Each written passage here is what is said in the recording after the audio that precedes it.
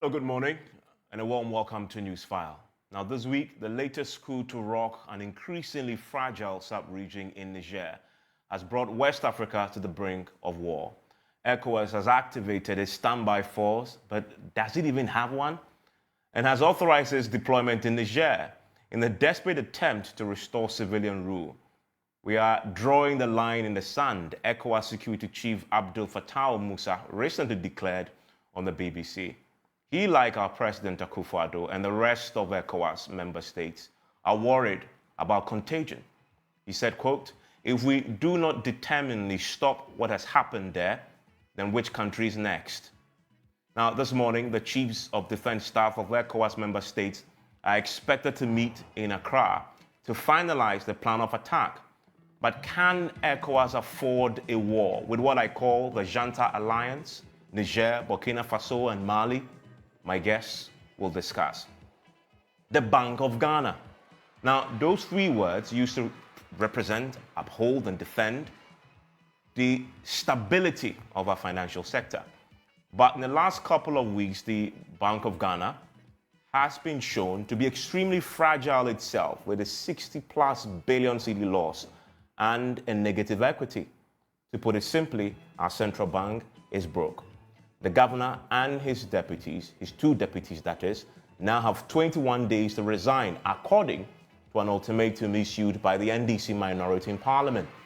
But are they justified when the IMF itself has backed the central bank, justifying the loss and agreeing that it was down to the central bank's participation in the domestic debt exchange, needed to, quote, restore macroeconomic stability and public debt sustainability?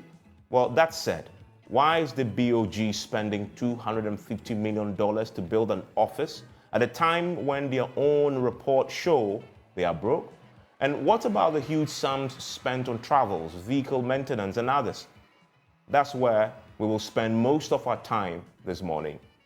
Then later, investigations continue into the Cecilia Dapa stashed cash scandal. We learned this week more money was seized from her home and her bank accounts were frozen. The police still insist that the $1 million allegedly stolen from her home is her property, even though her statements, referenced both by the AG and the special prosecutor, suggest otherwise. Still more questions. My guest will look into it. Thank you for choosing to stay with your most authoritative news analysis show. This is Newsfile. My name is Evan Spencer. Something is away today. We are back with the details. And thanks for staying with us here on Newsfile. Newsfile, as you know, is always brought to you by Bank of Africa, as strong as a group, as close as a partner, MTN, wherever you go. Ashasi University, educating ethical and entrepreneurial leaders for Africa. Robert & Sons Optical Services, your comprehensive eye care service provider for 31 years. Duraplast, how you get your water matters. Remember, where Duraplast goes, water flows. DBS Industries, roofing, Papapefie. My Way, just have to dial *165# on MTN to join My Way today. Cherry Tree Properties, we develop spaces as though we were going to occupy them ourselves. Syntex Tanks, it's strong, it is tough. Flamingo Paints, simply superior. And my guest is joining me right now for a conversation. As I said, we'll start with the situation in Niger and how it's brought the entire West African sub-region to the brink of war. Joining me for a conversation shortly, Professor Kwesi Enin. He's a director, Faculty of Academic Affairs and Research at the Kofi Annan International Peacekeeping Training Center. Colonel Festus Abwaje, retired, is author, conflict and security analyst, consultant on the UN-AU Joint Planning for AU Peace Support Operations, UNDP consultant on disarmament, South Sudan, adjunct member, Center on Democratic Transitions, Ghana, and former member, Save the Children International Military Advisory Group. They will take the first bite at our first issue. But before we get into any more of the details, just listen to what has happened in the course of this last week. Just like Nigerian Senate turned down President Tinubu in his quest to go to war, the Ghanaian Parliament would do same. We shall turn down President Akufo-Addo if this matter comes up before Parliament. And that is what we're pushing for. We have been very clear that, look, let us engage in negotiations. Okay. Let us use diplomacy to prevail upon. But they are not allowing diplomats to even come into the country. Yes, it is because of the posturing. The initial posturing of ECOWAS wasn't in good taste. So the junta, I am told, were apprehensive of the fact that there was a likelihood that some intelligence people were embedded in the ECOWAS delegation and would spy on them if they were to allow them into their country. We are now saying that if Niger is not addressed squarely, there could be 2 more between now and the end of next year. And I think you can put me on this.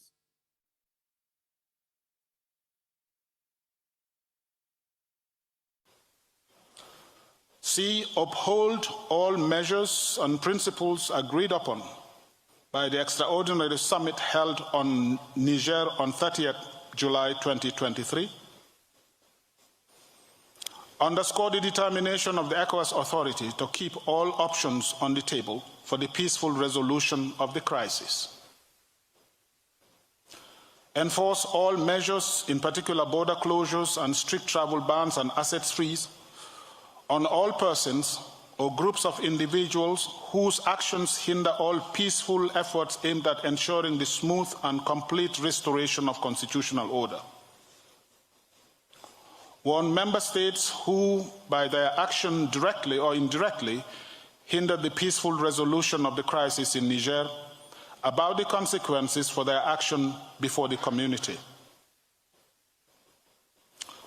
Call on the African Union to endorse all the decisions taken by the ECOWAS authority on the situation in Niger.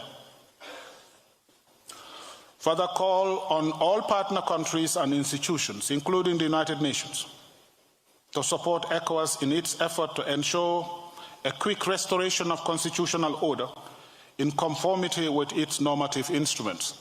Direct the President of the Commission to monitor the implementation of the sanctions.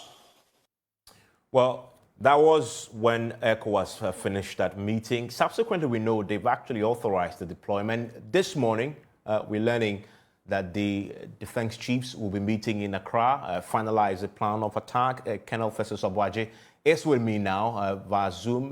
Colonel, tell me, what do you make of where we are now? They activated the standby force. They authorized the deployment. Now they're meeting to draw plans of attack.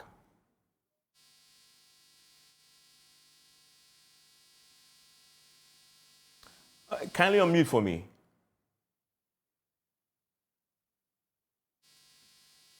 Sorry, please. I can hear you now. My complaint.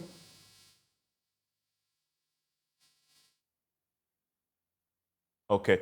And by the way, later we'll also be joined by Dr. Tue Champon, is a political risk analyst and economist.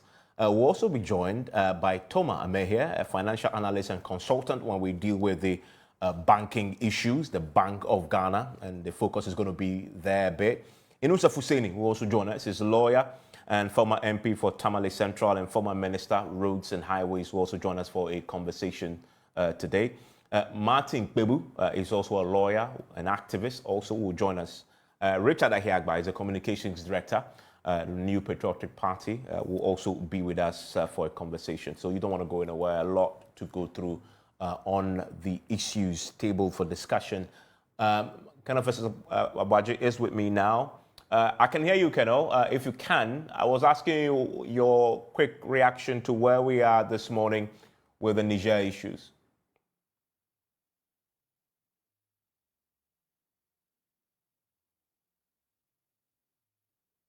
Okay, the audio was great when we started. At least I could hear him a bit. I think he can hear me now. Can you hear me, sir? It keeps dropping, but it's okay now. I can hear you, yes. Great.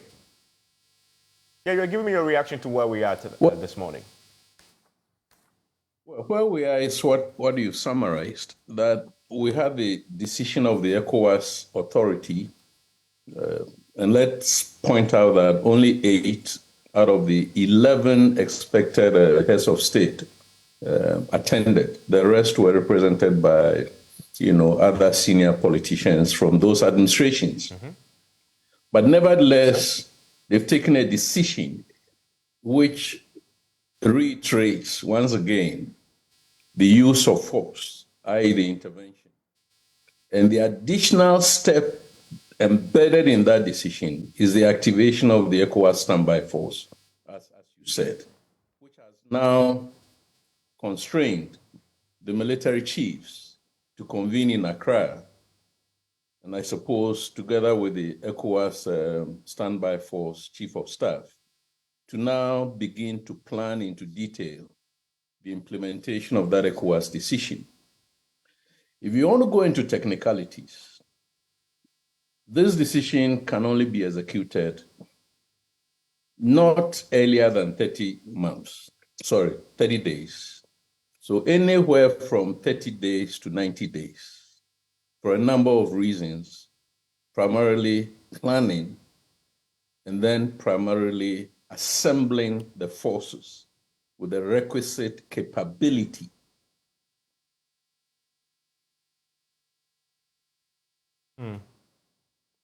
Well, we have a frozen feed there to him. Let's bring in Professor Kwesinin, who is joining us. Prof, thanks for joining us this morning. To pick up from where Colonel just left off, hopefully we can get him back for him to, make his point on this matter.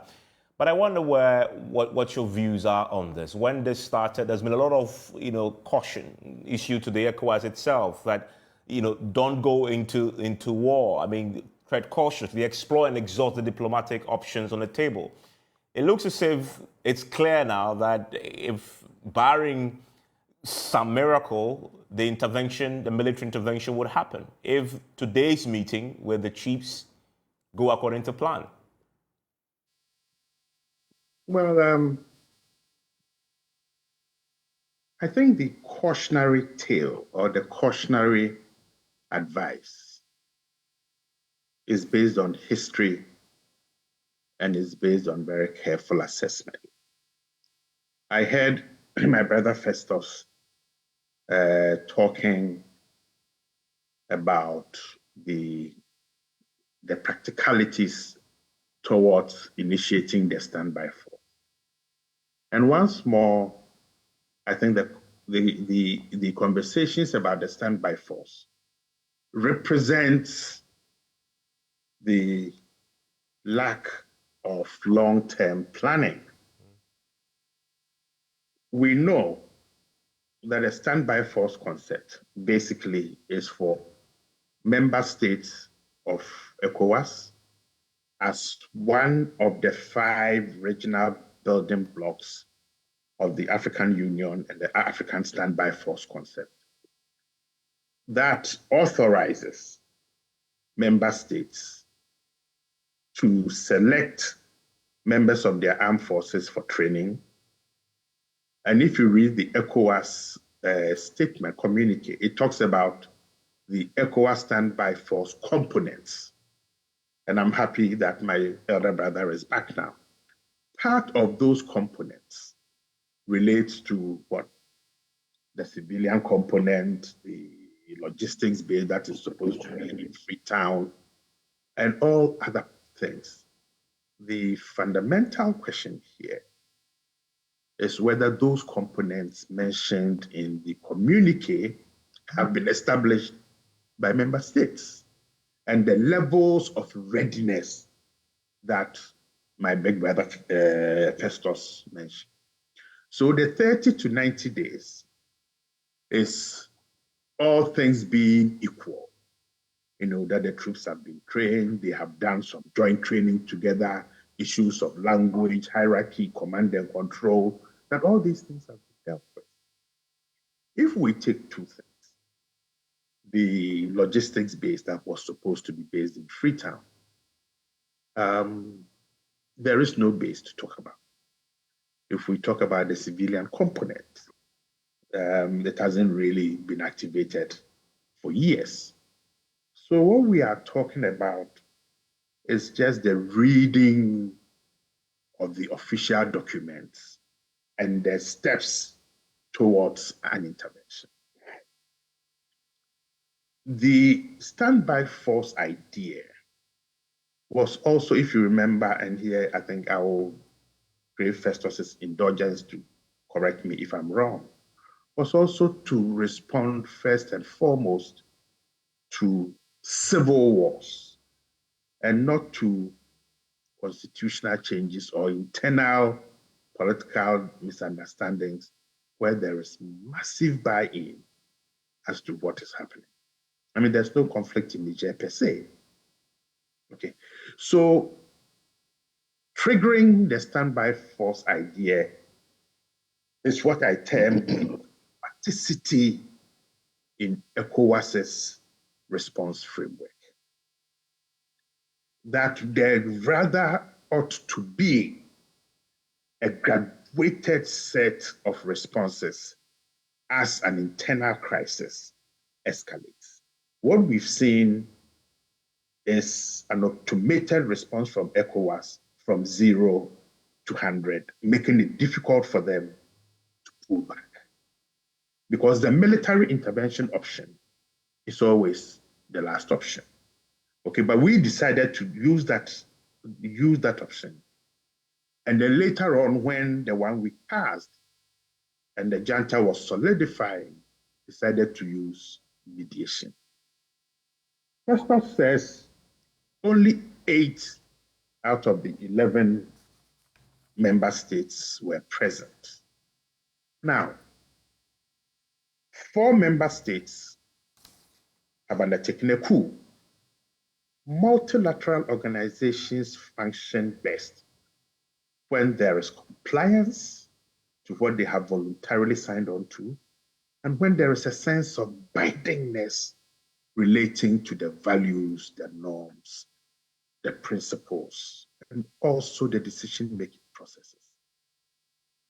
If you look at the mechanism, Article 28.1, it specifies the processes for force generation that has not been followed. If you read or look at the structure,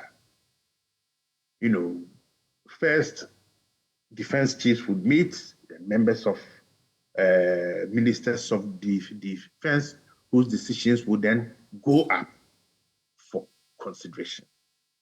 Quite a number of these decision-making procedures and processes have been hopped over, and then we have taken the decision of last resort. When caution is given, it's not because those of us who are seeking a bit of caution don't believe in constitutionalism.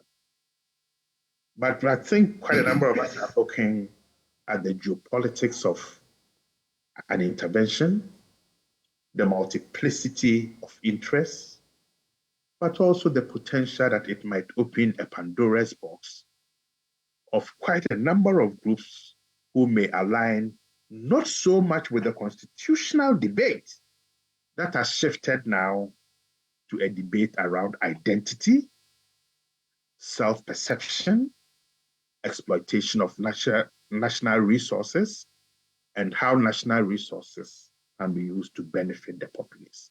So there are multiple discourses and narratives that an intervention might tie into that might lead to unintended consequences. And Prof, that's one of the things I wanted to explore a bit more. But you've touched on the processes laid down in the ECOWAS's own rules that govern the activation of the standby force, which, as you've illustrated, they themselves may have violated. They've jumped the gun in many instances. But I want to bring in Professor Boaji in on that point. Colonel, if you consider that they've had at least 5 coups in the last 3 years alone in the sub-region, the latest, of course, being what we saw in Burkina Faso, and we've seen the Mali, the Sahel region is struggling. ECOWAS, many have suggested, in fact, if you listen to Abdel Fattah, who is the security chief, makes the point that there's a fear of contagion. And it says, if they do not deal with this decidedly now, then you risk encouraging others to follow suit. doesn't that explain why they may have skipped their own processes and gotten straight to the end when it comes to deployment instead of first exploring the diplomatic option? Well, the network dropped again. I've spoken with your producer to go off video and then talk via phone. So part of the question actually was lost. Okay. But my sense is that the decision is just a decision. Its implementation is likely going to face quite a number of challenges. One of the challenges that I think we need to avert our minds to, because if it doesn't happen, the intervention cannot take place. It is a question of obtaining the Security Council sanction.